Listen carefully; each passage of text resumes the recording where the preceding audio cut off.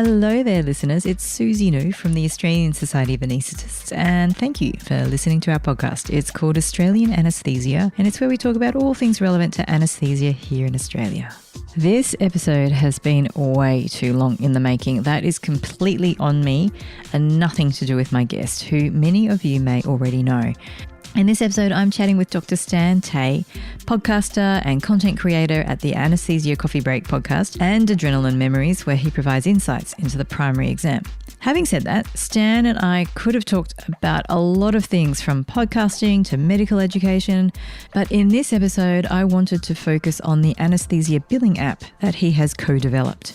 It's called Anaemate. We talk about what it is, how it works, and what was involved in developing it. I should say from the outset that this podcast does not mean in any way that the ASA, the Australian Society of Anaesthetists, endorses Anaemate as a billing service or billing app. But I do, like to showcase the innovative work that is being done by the talented anaesthetists of Australia and sometimes beyond. Definitely, if you're looking for a billing service, by all means listen to this podcast, but also do your own research about the various providers out there and make your own decision. After all, it's your private practice, or really your business, and you need to do your research and make your own decisions. So I suppose this episode just as easily belongs in our Talking Money series, where we discuss the professional, economic and business aspects of running an anaesthetic practice. I want to point out that early in the episode we talk about Eclipse, which you may have heard about, or as I like to describe it more broadly, the flow of money. So we have patients who we bill, there's Medicare rebates, there's some reimbursement from private health insurers. Not all patients are eligible for Medicare, and there's also quite a bit of variety as to how private health insurers reimburse patients or pay us for their services. And via the ASA, we get a lot of queries about how it all comes together. So I definitely recommend listening to that part of this podcast. All right, let's get into it. First of all, thanks for joining me this morning. No, honestly, thank you for the invite. It's really exciting. And it sounds like your latest baby is Anaemate, which is what we're talking about today. Yes. So I created this app with Dr Stan Tay, who's also an ASA member and an anaesthetist as well. So look, the app really came about with the idea in terms of, when I was doing private, and a lot of the processes that I was involved with, I just went, I think that there's technology nowadays which doesn't require me to write all my numbers on a piece of paper, to then take a photo and then to send it in for someone just to punch in the numbers again, and submit the invoice or communicate to patients. And then the idea just sort of born out, the idea is, why don't we just have an app that allows you just to do that process, and then we can have all the automation in the background. That's incredible. Yeah. So I did sign up to it. Oh, yeah, you signed? Yes. Yeah, I've had a look. I haven't generated any billings yet for it because I was just a test run. But it looks like when I get the list from my surgeon's rooms, I email it to my own dedicated email address. Correct. And then it populates a calendar for me. Yes. And then from there, it's already got the patient details. As you said, it's all automated. And then from there, I can send a patient a quote and ask them to either prepay or however I want to set up my billing structure. Is that right? Is that how it works? Yes. And what I've done is I've just literally sent you a list. Oh, great. Of all my family members. So it's all in terms of patient data there, because it's all sort of myself, my wife, and my kids. Right, so if you look at your phone. Right. So I'm opening up the Anaemate app. Yeah. So I go to cases. There's like a calendar there. And if you head up to the 9th of September. And I've got a pink dot. I chose 9th because it's in the future. And also to respect the fact that you also work incredibly hard and you're an absolute inspiration. And that's why you're working on a Saturday on the 9th of September. Crazy, exactly. Because that's the only free time you have to do private. Yeah, probably right there. I love it. And so there's a little pink dot that shows up under the 9th of September to show me that there's some information there that I should look at. Is that right? Yeah. So the pink dot means that there's patients there that what we call in the pre-quote stage. What happens is that we've got a patient journey. Yes. And then there's colored dots that tell you at each point of where that patient journey is in terms of their billing journey. So there's the pink dot which says that they're pre-quote. Once you've quoted them, it turns yellow. And then after that, once they've paid or they've consented, it turns green. And then after that, once the procedure is done and you've submitted the invoice, it turns purple. And then once it's paid, it'll show that it's completed. So at every point, you can see that patient journey there. I see that. And you can see that with each of the patients. And I've got the names of your children now. Lovely. Yes, you can see. And you can see the dots underneath. So they're all on pink because I haven't sent out any of my quotes yet. Yeah. And nice. And the nice thing is also you've got all the insurance details. We've got integration with Clips, and that was the hardest bit, let me tell you, to do. Yes. That took months to get that set up. So thank you to the other co-founders, Sharon and Asaf, who are actually developers. And they were the ones that were the integral part of also setting up in terms of the back end and the logic. Yes. And they had to do with Service Australia. They set this all up. So it does all these automatic checks immediately. Right. Okay. And then we've actually got smarts in the system that if there's small errors, it can actually autocorrect.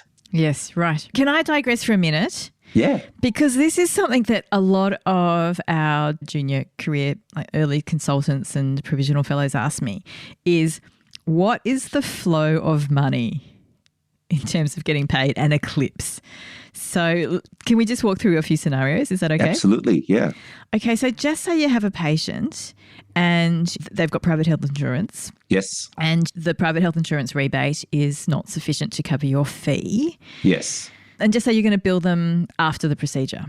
Okay. It will make up some numbers to make it easy, right? Yep. So just say your fee is, I don't know, make it $1,000. Make it easy to round. Okay. Yep. We won't talk about no gaps and $500 limits. Okay, so we'll just ignore that for now. Makes it easy.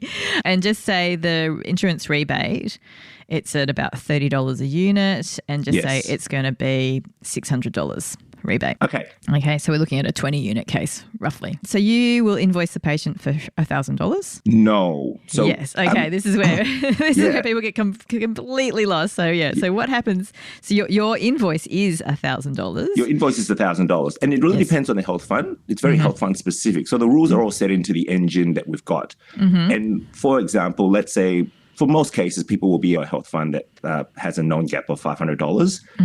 If in your example, with the mathematics there, that the health rebate is $600 and your out-of-pocket is less than $500 within the fund rules, what happens is that the patient will be charged $400 out-of-pocket and then the $600 will be charged to the health fund.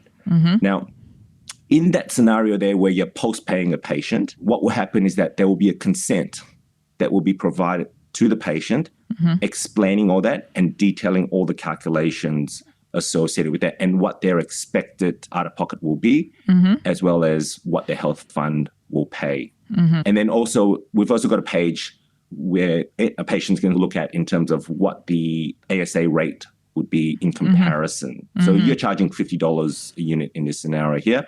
We're also showing comparison in terms of the AMA rate of $96 yes, a and unit. so they can see that they can see that you're offering a massive discount. Massive discount. Okay. And so from your end, so we would submit our item numbers.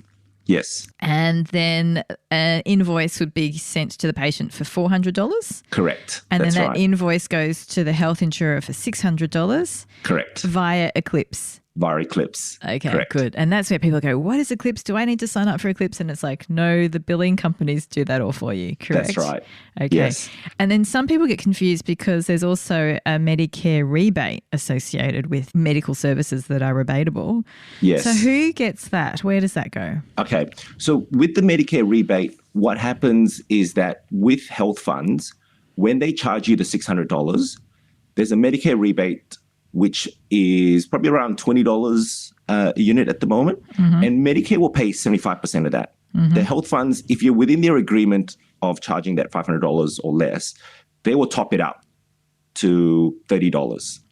And so the health fund actually pays you the whole amount. And what they'll do is they'll claim back that rebate from Medicare themselves. So we don't need to bill Medicare per se. It's all just through the health fund.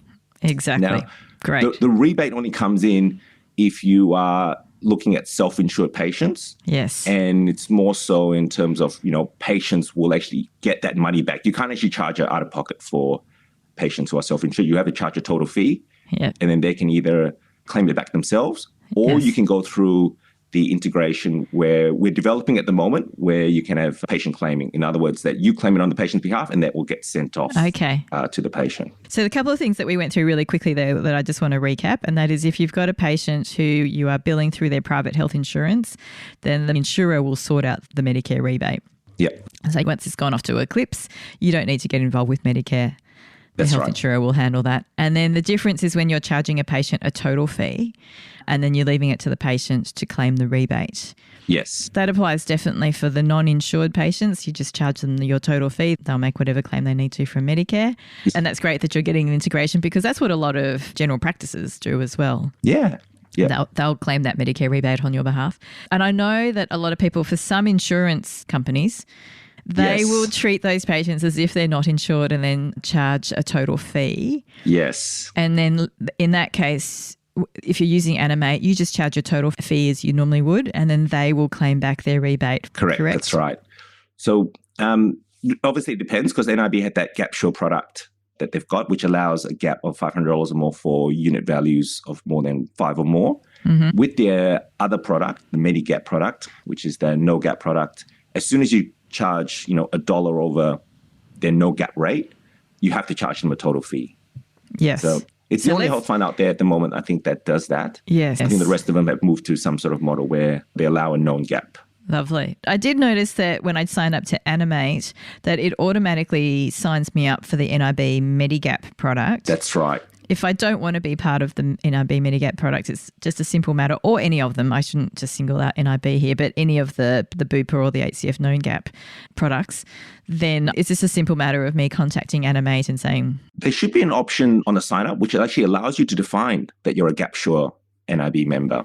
Okay. So on the sign-up, you can actually choose the other 2 health funds which allow you to do no gaps are Bupa and HCF. Mm-hmm. So if you've signed up with your provider number, and the nice thing about Bupa and HCF is that it's provider location specific. Mm. So you are allowed to be no gap with one provider number at a specific location, and then a known gap provider at a different location with a different provider number. Exactly. Which NIB doesn't give you that option, does it? Correct. The GapSure product is different. It's an all or nothing. Exactly. So it works best if you're billing patients that are 5 units or more. Yes, a lot of times. Otherwise, you have to commit to it. Yeah. And I think you can do the calculations yourself. I think there's obviously a lot to do with the workflow and the cases that you do, a case mix. I do know of colleagues of mine who do a lot of 4-unit cases, but because of their throughput, they feel that there's value in the GapSure product. Yeah. So I think, it's a very individual basis. I think everyone just needs to make that decision for themselves. Exactly. And I said it is a bit confusing. And you've navigated it well, I've got to say. There's a lot to take on there. The nice thing about this whole process is that the engine that we've built has all these rules in place. So you don't actually need to worry about it. You just say, look, I want to earn this amount per hour. And then the engine just calculates it in terms of whether the patient needs to pay a total fee, whether the patient pays something out of pocket. That's all set. So I think we want to make it as easy as possible and I think really create value for anaesthetists out there where we want to value their time and expertise. Yeah. And you've really looked, I think, at the different ways that people can look at setting their own fees as to whether they want to define a total fee for a particular procedure, if they want to define it as a dollar value per RVG unit rate, if they want to do an hourly rate, as you mentioned before. There's lots of different ways that people approach how to determine what they're going to charge in private. That was the other hard thing. And it's the beauty about anaesthetists, isn't it? I mean, us as a profession, we've got all different ideas and we need to, I think, facilitate and accommodate those ideas because you're absolutely right. Some people like prepay, some people like post-pay, known gaps, no gaps. Some people want to do a set RVG rate, set out-of-pocket, hourly rate. Yeah, so there's so many variations and I think we've built all that engine in just to allow that flexibility. Yeah. I wanted to ask just a few more questions about Anaemate itself, if that's okay. Yeah, absolutely. Yeah, so just one thing I wasn't clear about is so when you're setting up a new provider number through Proto, I thought the information for doing that was fantastic. It made it really easy. I got myself set up with a new test provider number within about 10 minutes. It was great. But I've got to put in your bank details. Yep. So the reason for that is that when you set up the provider number through Medicare, the reason why we want our bank details is that we actually do all the reconciliation for you. And one of the other things that has been a point that actually ASA brought up was health funds will often say that they've promised a payment, but there's been an occasion where there's actually no payment made to the user. Oh, I see. Yeah. So I think the president sent out an email detailing a member who had this issue. Correct. And it was only when calling up the health fund that they corrected it. So a lot of times reconciliation is often done on the promise rather than on the actual funds received. So that's true. We've actually got a system where we will actually look at the funds received and then reconcile it with what's promised to actually make sure that they marry together. Wow. And I can tell you, doing this year, we actually had a case, I won't name the health fund, where a payment was promised, but it wasn't received. And we called up the health fund and they went, no, we made the payment. And we're like, no, you haven't. Show us the transaction ID. Yes. Anyway, radio silence. Yes. And then 2 weeks later, it appears in the account. That's great. And I think that could be a really handy function because I know from my practice, I'll get a list of all the payments that I have received. But unless I actually do the reconciliation myself, I don't know. Yeah. The practice is saying they've sent me this money, but unless I actually match it up myself in my bank account, and a busy anaesthetist may not have the time to do that, right? Yeah. You don't have time. I totally agree with you. And I used to rely on a third-party biller. And exactly the same. When I first started off, I was diligent. I just kept on ticking off everything. I went, okay, this is not right. This is not right. But after a while, you're like, there's so many things happening. I just don't have time to check every single invoice and to make sure that every dollar is accounted for. Yeah. The beauty about this is that this does it all for you. We've actually got systems in place that actually picks it up very, very quickly. Wow. So most recently, the thing that we just picked up was NIB Gapshaw had agreed that they would index their RVG rate from $41 to $43 a unit. Our system picked up that they're still paying at $41 a unit. Oh, interesting. Wow. Yeah. I wonder who else has picked that up. So, check your accounts if you're an NIB Gapshaw member to make sure that you're being paid correctly. And people look at it, it's only $2 a unit. And sure, you're going, all right, it's not worth much. And I think that's why a lot of times it just gets skipped. Yeah. But it slowly adds up over time. And I think that's the other thing is that we have a system in place which actually checks what's expected and what's received. Yes. The other example is HCF was incorrectly paying the emergency code 25025. It was doing the calculations incorrectly. Interesting. Yeah. So you're picking up that level of detail. That's interesting. So we sent that in and I assume that's been fixed now. Yeah. So for everyone out there who's recently had done any emergency cases for HCF patients, just double check your 25025. There you go. A little public service announcement for everybody. Check your 25025 with HCF. Have you got it or not? And you're right. Yeah. Like it might only be a few dollars, but it's the principle of when someone says they're going to pay you a certain amount. Yes. That's what they've agreed to do. Yes. And so they should uphold their end of the agreement. Agreed with that. Yeah, correct. And so, the tricky thing with the Medicare one is that we want to put our bank details there just because if we do any sort of bulk bill claims on behalf of the user, that we're able to reconcile it. Otherwise, it gets paid into the user's account. Look, not a big deal. And we know that process will often be skipped by users. Yeah. And that's okay because, we went through the process itself and we went the natural workflow is that when you apply for a provider number through Proda, you're going to put your bank details in. And we'll have systems in place to catch it. And when that happens, we'll just contact the user to say, hey, your bank account details is the one currently registered with Medicare. Just to let you know you've been paid this amount and to please check your bank account that you've received it. And obviously, once we receive notification, we'll reconcile it. And then we can get the user to fill in a form just to change that bank details to our one so that we can reconcile it for them in the future. Yeah, wow, handy. Can I ask about the patient side of things? Yes. So they get sent an invoice. And will that be to then deposit money directly into the anaesthetist bank account? Is that how that will work? And do you have any visibility of that? Yeah. So what I can do is I can actually send you a quote. Actually. Okay. Send me a quote. Let me see if I can afford you, Stan. Oh, all right. I'll give you a staff discount. Okay, thank you. All right, I'm going to just quote you. I'm just going to put some item numbers in here. So 17610, we're going to do a procedure. And you can just search it on the search bar and it automatically just will find the item number associated with it. And we'll say we'll do an hour. And let's say I want to set you a total fee of I think $600 sounds very, very reasonable. Mm-hmm. And now I will send that quote off. And in about a couple of minutes, you'll get a SMS. Okay. And then with that SMS, it'll give you a payment link. Uh-huh. And then you have to go to that page. You know, as part of the security measures of privacy laws, there are occasions where information from third parties, such as the office or perhaps where it's been entered incorrectly, may be not 100% correct. And we don't want that information, if it's incorrectly sent out to the wrong person, to have sensitive data there. So that's why we've got all these processes in place where you'll get a notification, but to enter that patient portal, you need to know some specific details. I see. Good. Yeah, it's a huge one. We just had that webinar on cybersecurity and they are targeting health information. Yes. So it's quite exciting, you know, like I think it just makes the workflow a lot easier. And the other thing is, I think if not involved with that billing process, it gives you an opportunity to actually get involved, to actually see what the patients are paying, what you're earning per hour. And I think it really sort of empowers anaesthetists to understand how they're valued to their patient. Yeah, that's often advice that we give out too at the ASA. So when you're first starting out, it's actually good to learn about the billing process and go through the steps of getting IFC and sending out a few invoices and just watching how it all goes so that you understand. And then if you want to join a group because you get too busy and outsource that, then you can outsource it. But, then you know. Oh, that sounds like my message. Okay. So here it says, I've got a gap and I've got a secure payment portal. Lovely.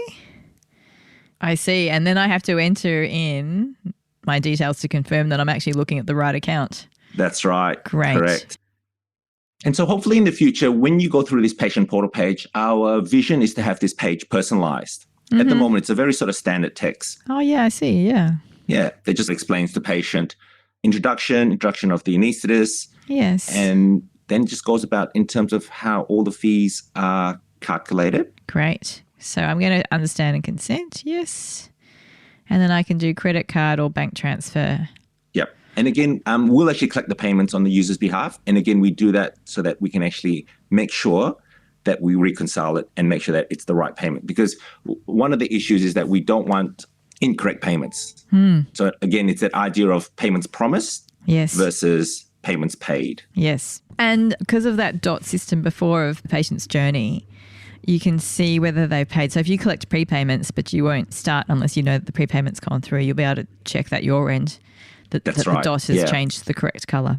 Correct. So what your goal is before the start of every list is to have that dot on the main screen all green. Okay. Green. Good to go. Yeah, green is go. Correct. And if it's red or yellow, it means stop. Yeah. Now, the nice thing is we've actually got systems in place. So even though we say a lot of the process is automated, there is a support person behind all this. But we've reduced their workload. And the idea is that all of these processes are automated, but we'll have systems in place where 24 hours before, if no payment is made, then a phone call is initiated to try to reach out to the patient and then try to see what's happening. And there's obviously a multitude of reasons why patients don't consent and don't prepay. And I think it's important to have that conversation. And then that way we still have a lot of time to approach the anaesthetist to actually let them know. And in the event that the patient's uncontactable, the anaesthetist will actually receive an SMS on the day of surgery, letting them know and informing them that the patient either hasn't consented or hasn't paid. Wow. Okay. Yep. That's good. Good communication. And it just allows the anaesthetist to make a decision in terms of how they want to approach that scenario with the patient. Yeah, good one. And because I suppose that would also apply for emergency patients that you might not have time to consent beforehand. Yeah. So I think one of the issues that we've looked at with emergency patients is it's very hard to provide informed financial consent for them. Almost impossible. It's almost impossible. Yes. Yeah. We think we're going to make that easy because what we've done is after you've entered the patient details, or in fact, we're developing a sticker OCR. So you can just take a picture of a sticker and then we'll upload all that information. Wow, great. And then you can actually quote them. And often you'll quote them as a post-pay. Yes. But the patients will receive a notification that's time-stamped. Yes. That will detail what numbers have been discussed. Yes. So in other words, that let's say you're doing a cholecystectomy, it's going to be a 2-hour case. I want to charge $1,200. Yep. All right. And that will get sent as an SMS timestamp to the patient to say that this is your quote and this is your expected out of pocket and that your insurance will cover this amount. So at least it's all there. What if you say do a case and instead of it being 2 hours, it ends up being 3 hours or 4 hours and you want to go back and modify your quote? How does that work? Yeah. So if you've received a quote, what will happen is that it will say to you that this is an estimate of fees. And then after that, because it's post-pay, what will happen then is that if you have that time change, then you can go in and revise that quote, and then it will send out that revised quote to the patient with the explanation that the time was 3 hours. Can I ask, because it seems like this is great, say, for individual anaesthetists, have you had much uptake from practice groups, or are you really looking more at the individual? So at the moment, we are focused on the individuals, and we do want to get groups on board.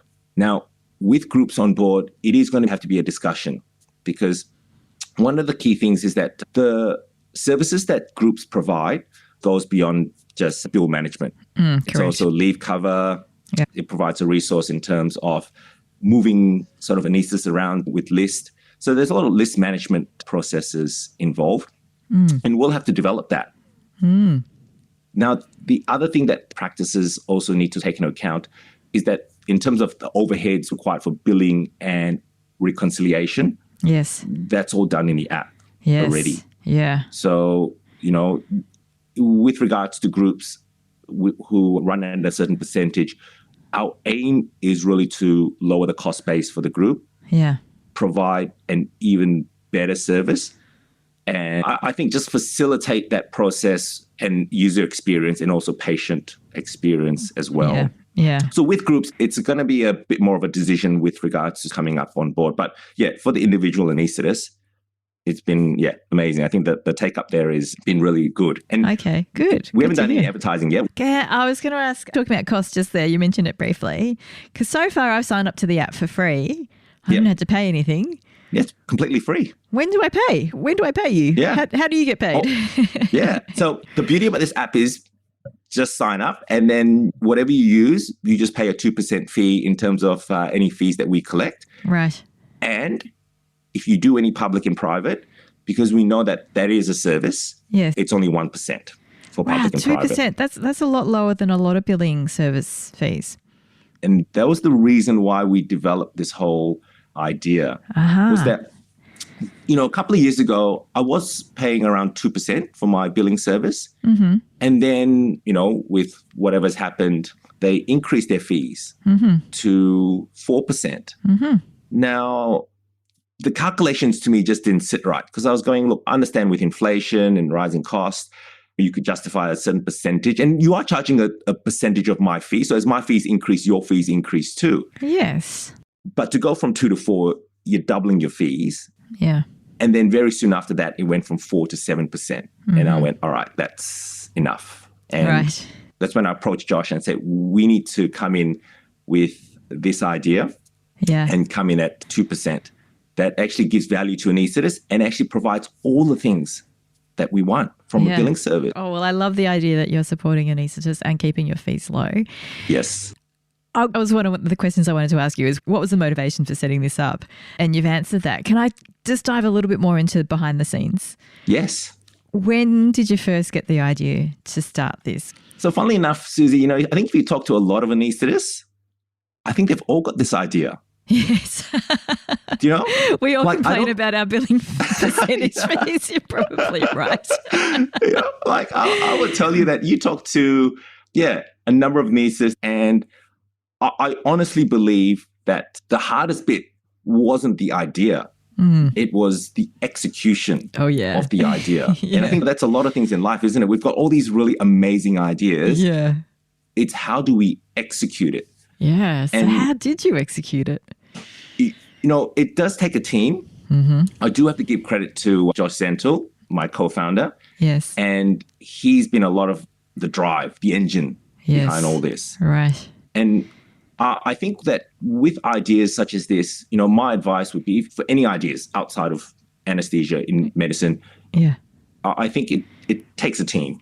It really does take a team to bring an idea to market. Yeah. And we've got myself and Josh, we've got Sharon and Asaf, we've all got different expertise and knowledge. And we couldn't have done this individually. And I think that's what a lot of people try to do, is that when they've got an idea, they try to bring it to market individually. And we just can't do that. And that's what I've learned through this process. And the other thing that I've learned is the translation of an idea to a language that the other party understands. That's the hard bit. Yes. Yeah. Because imagine telling someone, about prepay, postpay, known gap, no gaps. You should have seen Asaf and Sharon's faces when we first told them about this. They're like, they're looking at us going, what? I've had many years of trying to explain anesthetic billing to non-anaesthetists. It is hard. It is hard. So well done. And they don't make it easy, and then you've got like an outlying billing service where you've gone, oh, sorry, with this billing service, it's not a $500 out of pocket, it's a $400 out of pocket. And you're going, oh, there's another billing service which doesn't charge a fee, but it charges a percentage of MBS fees. Yes. But it allows you to charge whatever gap you want. And they're like, okay, yeah. So the other thing that was a really sort of key skill that I've learned during this whole process is that ability to translate all this into a language and process that the developers can understand. Well done. Gosh. So you had the app developers. Yes. There would have been some regulatory hurdles, I can imagine, that you would have had to jump through. Yeah. With the privacy data and all that, we have to be all compliant with the Australian standards. So everything is hosted in Australia and everything is compliant to the Privacy Act of 1988. Yes. And in terms of security, especially now with all the security breaches out there. And as I said before, they're targeting health information. They really want people's health information. They're so solid on that. So we've got the 3-grade encryption. There's a lot of things. We've got a security technical officer. So Sharon's our security technical officer. Okay. And he goes through with me in terms of all the processes and functionalities in place in terms of all the firewalls, the monitoring that happens. It's all there. And it's all because we're dealing with private sensitive data. Yeah. And that's the other thing that people will start to realize is how we actually manage data. Like we're taking photos, we're sending it, we're faxing it, we're storing it on our phone. Yeah. I think people will start to realize that's not actually okay to have patient sensitive data in your email. Yes, it's not secure. It's not secure. Absolutely. And so with the specific email address that each user is given, rooms don't need to send it to your personal email. They can just send it straight to this email. And then that will just get automatically uploaded into your database. Yeah, wow. Into your app. How much tech did you need to understand in order to get this process going? For me, not much. Really? Not much. But this is why there's a team involved. So the way that I would layer it is that Josh has quite a lot of tech experience. And so that's why he was a very important part of this whole process. Oh, yeah. And then after that, what he was able to do was that he was able to translate that with his technical experience into the expertise that Sharon and Asaf could deliver. And the other thing that, this is really interesting, right? You sort of think, oh yeah, it's just an app, like you just need a mobile app developer. I've heard this so many times. I know.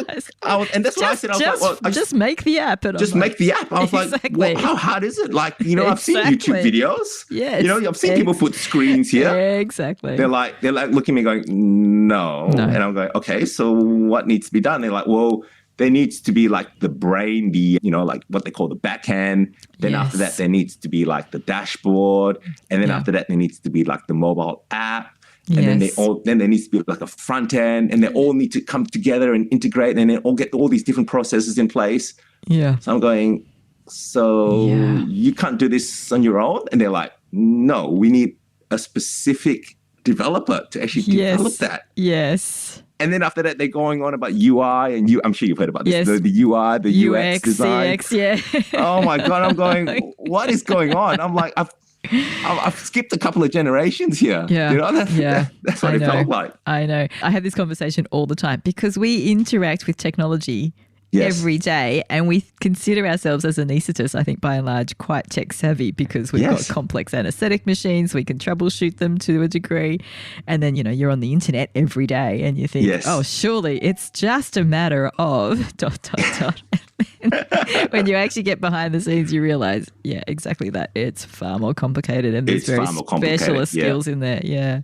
Yeah. So, like the design and the workflow, Asaf had a lot to do with that. He's our UI and UX expert. Wow. So as well as being an app developer. So his expertise was that area. Sharon was the brains in terms of the developing side, the technical side. Yeah, and people don't often realize it's two separate. They're two separate, Two separate jobs. I was so naive, and that's been the really interesting thing about this whole journey is that you learn about another profession in more detail. Yes. And you thought you knew developers, but then you have a new level of respect in terms of what they do, and also the expertise and niche they fall into. It's very much like medicine for a layperson. You're like, oh, one doctor's like all doctors. Exactly. All anaesthetists are the same, aren't we? Right? All anaesthetists, yes, exactly. Yeah. You're like, no, we've got specialists for each one, and each one even then specializes even further. Yeah. So very much the same. Yeah. I had a similar one the other day because I was talking about web pages, and someone said to me, so there's web design and there's web building, and they are different skill sets. And you think, really? Yes, I know. The person who designs the web pages can't actually build the website. I don't get that. I don't get that either. I know. You're like, surely it's not that hard. No. You're like, it is hard. Far more complex. Incredibly challenging. Yeah, yeah. And then you put the content in as well. They're like, you need a content writer. Yes. I'm like, what do you mean? Yeah. Because all those words just don't appear. Yes. I was like, right, okay. Who did your content writing? Was it you guys, the anaesthetists? Yeah, so we did a lot of the content writing. Mm. So Asaf gave us like a platform. If you've seen the webpage, anaemate.com.au, Asaf did a lot of the design for that and a lot of the placeholders. And then Josh, who's actually been really good, he actually created a lot of that content in terms of the FAQ section. Wow. So shout out to him. I mean, he put in a lot of work in this. And let's give a plug to the webpage. It is anaemate.com.au, ANAEMATE.com.au. It's just a play, the anaesthetist, we're your mate, Anaemate. That's great. I love it. Plugged like a professional podcaster. I love it. I think one more question I had was the lead time from idea, complaining about it in the tea room to launch date. How long were you talking about here? The hardest challenge was actually to get integration with Services Australia. Mm-hmm. Which manages... That took about 6 months. Yeah, that's to get Eclipse. That manages it's because Eclipse, of exactly. the regulatory requirements and the processes that you have to go through. They've got this process called the Notice of Integration where you send in multiple calls and each one needs to be verified, checked, and approved. And if you actually look at their document, it's just lines and lines of approvals that you need to go through, and you do that process every day. And so, in terms of this whole process, we started off like a couple of years ago, just making sure that the process is right. Because one thing that I think that anaesthetists out there want to have confidence in is that the process, especially when you're dealing with money, right? Yes. It is 100% robust. Exactly. And patient data. Patient data, exactly. You do not want to have any sort of breaches with that. And so we were like road testing it, making sure that it was 100% perfect. Yeah. And also in terms of the patient experience, because what you don't want to be doing is having negative patient experiences with this and then having that fed on to the anaesthetist as well. So a lot of the language that we use to tell patients about their fees, to remind patients about their fees, especially with overdue fees, is very, very thoughtful and very sort of, we've thought about sort of different ways to sort of communicate with patients so that it comes in a very sensitive manner, if that makes sense. Yes. Yeah. No, it needs to. And we've had that complaint come to us at the ASA because the way I look at it, we as anaesthetists are different from almost every other medical professional in that patient will see the professional first, the specialist, the GP, non-GP specialist, and then they pay their bill afterwards. Whereas we will often contact them beforehand to give them their quote. So the first contact they'll have with us is talking about money, which is very different. And often now it's not done face-to-face. In fact, it's almost never done face-to-face unless it's, emergency case, and increasingly less over the phone. So I think you're right. If that first point of contact is an SMS or an email, then it needs to have definitely the appropriate language. Patients do complain about it, although we haven't heard complaints lately. So maybe the good word is getting out. It's getting better. Yeah. Yeah. So well done. Yeah, but definitely have to be sensitive to that for sure. Well, look, Stan, it's been great chatting with you. Oh, fantastic. Is there anything else that you'd like to say at all about Anaemate, about all the other incredible things that you're doing? I just want to obviously thank you, Susie, for the opportunity to come onto this podcast and talk about Anaemate. And the other thing is, obviously, I want to really thank yourself and any users that sign up, because one of the things is, I like to call them the Anaemate community, is that everyone's been really good who signed up to give us feedback and to make the app even better. So a lot of the things that you see now are actually the creation of a team effort, in terms of all the anaesthetists out there who've been giving us ideas, how to improve the workflow, how to change things around. And it's been like so heartwarming to have this community sort of feeling where people are really enthusiastic to want to help and actually help us develop the product to an amazing platform. So just really grateful and thankful. I think we've got an amazing group out there of anaesthetists, especially ASA members, people like yourself. And I couldn't be more fortunate. Oh, lovely. They're lovely words, Stan. And it's really, I think, credit to you and to Josh as well for all the incredible work that you put into doing this. And I really wish you all the success with it in the future. Oh, thanks, Susie. It's always great chatting with Stan, and I hope you learned something about anaesthesia billing. If you're new to this, don't worry, you'll soon figure it out. It's not rocket surgery, as I like to say. And for ASA members, you're always welcome to contact the ASA with your queries, especially if you want an answer that is supported by your professional peers. As you can imagine, Stan has gained a lot of insights into the various ins and outs of billing, claiming, the various health funds, and I hope that we can bring you some of these in future episodes. Watch, or I should say listen out for them in our Talking Money podcast series, which ASA members can find on the ASA website, asa.org.au. Of course, I'll put a link to those episodes in the show notes, as well as a link to some of the work that Stan has been doing that I mentioned in the introduction, in case you want to hear what he sounds like as a medical educator. If you want to check out some of the other fabulous inventions and innovations that have been created by ASA members, then please visit the Innovations and Inventions page on the ASA website. Again, I'll put a link to that in the show notes. Okay, until next time, I hope that you are staying safe and well out there. I hope this comment one day ages really poorly, but don't forget, just because no one is talking about COVID, it doesn't mean that it has gone away. All right, stay well, and once again, thanks for listening.